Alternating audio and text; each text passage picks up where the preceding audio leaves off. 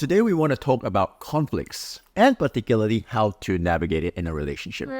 Yeah, this is actually really key. How do you navigate conflicts in your relationship? It's what is going to define how you can grow together. What are conflicts for? I would say for recalibration of a new relationship potentially. When you recalibrate, you are Learning to understand each other a little bit better, understand each other's needs, what their triggers are as well. I think it's important. definitely what is important in conflicts is to be aware of what is truly the need that is unmet behind it. We did have some conflicts recently, and this is really interesting to see what are the patterns in your conflicts. Yeah. And the patterns, the default patterns come from previous relationships. It comes from maybe even your childhood. I think we shared something a little bit about that in our previous video.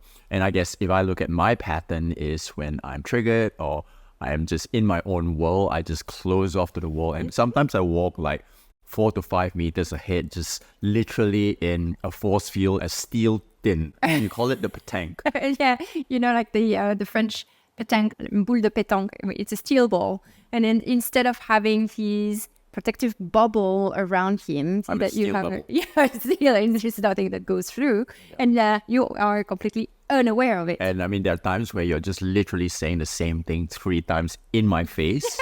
And that's happened. And Yes. I honestly did not hear it. Yes, this is your protective mechanism. So you build a wall around you so that you are, when you feel triggered, when you feel in danger in some ways, that's what we naturally do to protect ourselves. And what is your protective? Well, then the thing is, like when you are in your pétanque, We'll put the image there. yes, right. When you are in your pétanque, then for me, it's like, oh my goodness, he's rejecting me. So that's also something that has been a pattern that I have developed during my childhood.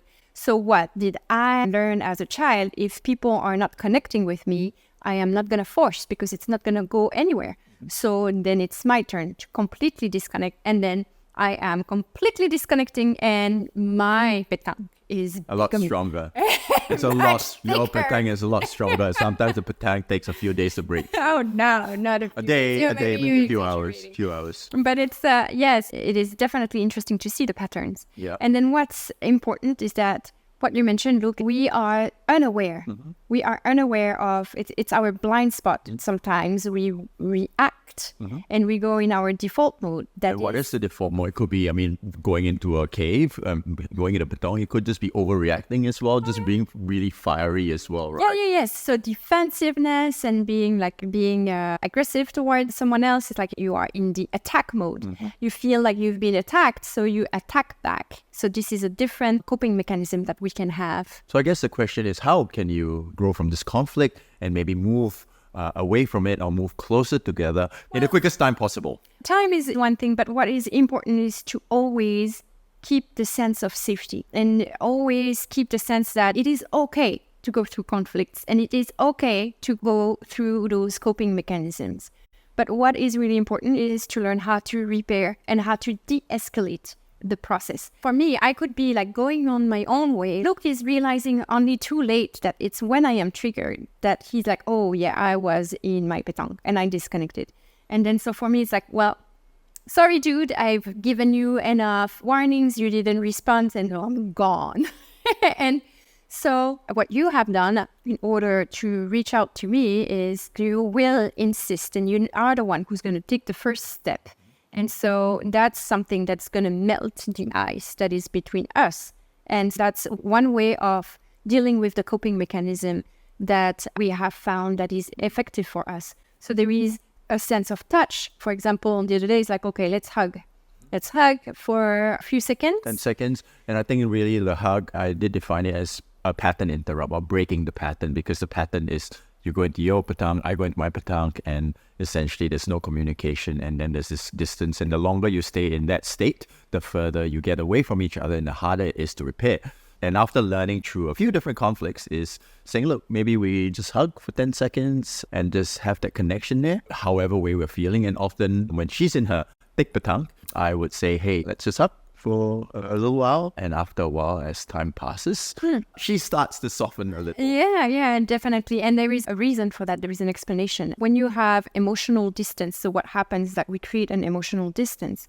But then if you connect physically your hearts will go in harmony. There is entrainment that happens, synchronizing. This is where you are calming down, your pulse are going down. And so when you see that you are actually triggered and that you are into your coping mechanism, is when your heartbeat goes higher than 100 beats per minute. That's when it goes from your cognitive brain back to your reptilian brain, and you are responding in a fight, flight, or Freeze or fawn mode in order for you to survive. It's the survival mode that we have for ages, but that doesn't really serve us anymore. So when we actually connect physically, the heartbeat will lower, and then the primitive brain will slow down, and then you will be able to use your more evolved mammalian and prefrontal cortex that will help you regulate, help you calm down and feel safe again.